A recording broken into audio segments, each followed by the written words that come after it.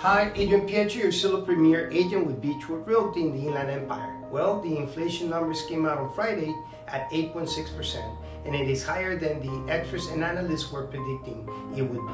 The Feds are not happy, and most likely interest rates are going to be higher, as the number one enemy of the long-term interest rates is inflation. Now, according to the Washington Post, the low rates of the last few years were an abnormality, a combination of freakishly low interest rates and the Federal Reserve intervention. And then they went on to say that what really matters is what happens to the 10-year Treasury yield, because that determines the mortgage rates, and that is true. Here you can see how the 10-year Treasury rate mimics exactly what happens to the 30-year fixed mortgage rates. And as the 10-year Treasury rates increase, then the interest rates for the mortgage will increase as well, as you can see right behind me on the red arrow going up. Now, according to Freddie Mac, for almost 50 years, the 30-year mortgage rates has moved in unison with the 10-year Treasury rate, and you can see that perfectly well on this slide right behind me.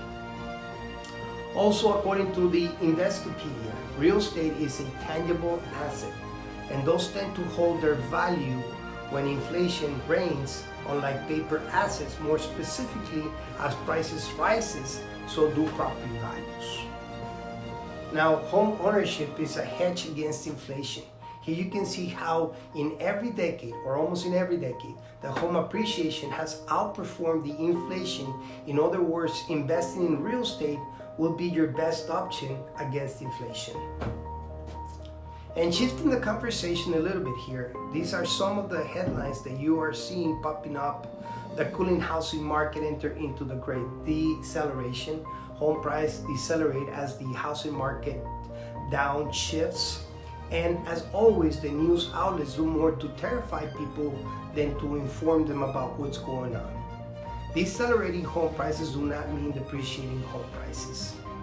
If anything, the estimated home price performance from December to December as a forecast for the second quarter of 2022 shows that we are projected to gain 9.3% in home values in 2022, and hopefully by 2023 slowing down to 4.2% and so on, as you can see right behind me, all the way to 2026, continuing to decrease the home appreciation, as this is not sustainable to continue with this increase in prices.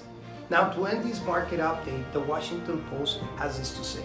All of this suggests that you can time the market or the future of interest rates. If you are waiting for rates to fall, you may be waiting for a long time.